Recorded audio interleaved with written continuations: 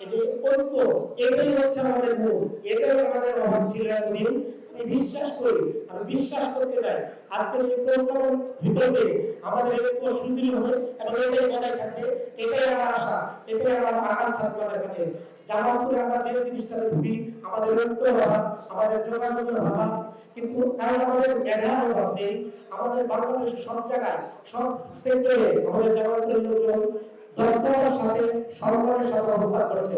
হয়তো আমারও কিছু গ্যাপ থাকে, আমি হয়তো যোগাযোগ করি না, হয়তো আমাদের ইগো সমস্যাটা একটু বেশি। এইসব সমস্যা এক হয়ে আমরা একটাই পরিচয়, আমরা জামালপুরে আমরা যে যে সেক্টর আছি, যার যে অবস্থান থেকে আমরা তাকে সাহায্য করবো।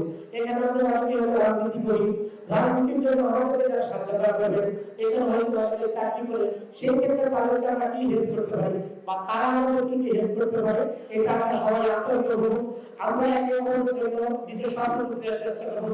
বিশেষ করে জামালপুরের ক্ষেত্রে, জামালপুরকে আমরা ঢাকার মধ্যে একটা বড় জায়গা হিসেবে প্রতিষ্ঠিত করতে ইনশাআল্লাহ। এবং আমার বিশ্বাস, আমি যে ছোটবেলা থেকে পেয়েছি, আমরা যে ছোটবেলা থেকে পেয়েছি, যে ভাইদের পেয়েছি, যে বড়দের পেয়েছি, ফুফু ফুফাদের পেয়েছি, মুরব্বী পেয়েছি, তাদের মাধ্যমে তোমাদের মাধ্যমে আমাদের স্বপ্ন বাস্তবায়ন হওয়া সম্ভব।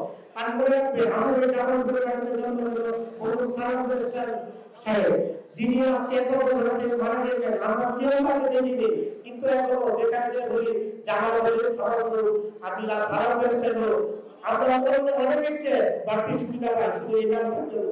এখন উনি নেই, তোমাদের মধ্যে থেকে সালাম বেস্টের হতে হবে, আমাদের মধ্যে থেকে সালাম বেস্টের হতে হবে। তিনি শুধু বিএনপির মহাসচিব এই জন্য না, তার নাম বলার সাথে বলে উনি একজন ভালো মানুষ ছিল, এইটা আমাদের লক্ষ্য করতে হবে।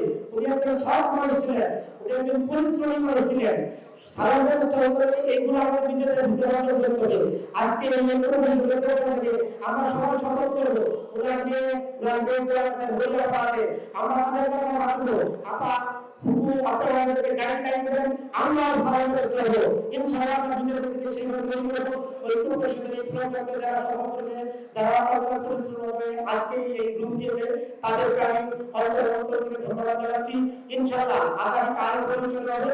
এবং আমি জানি এটা শুধু যেন আমাদের পড়ার ভিতর না থাকে, আমাদের সমস্যা না, এটা যেন একটা ইত্যাদি অনুষ্ঠানের মতো হয়। ইত্যাদিতে যাবেন এক প্রজেক্ট একটা প্রবলেম বললে পরের প্রবলেম করে ওই করে প্রবলেমটা হলো শুধু এই প্রবলেম সলভ। আজকে আমাদের প্রবলেম হলো ইনশাআল্লাহ আমাদের পরের প্রবলেম আবার আমাদের তোমাদের সব প্রবলেম সলভ। ভাইরা আপনারা সেই পথে যাবেন, সেই বিশ্বাস থেকে আমরা বক্তব্য শেষ করছি।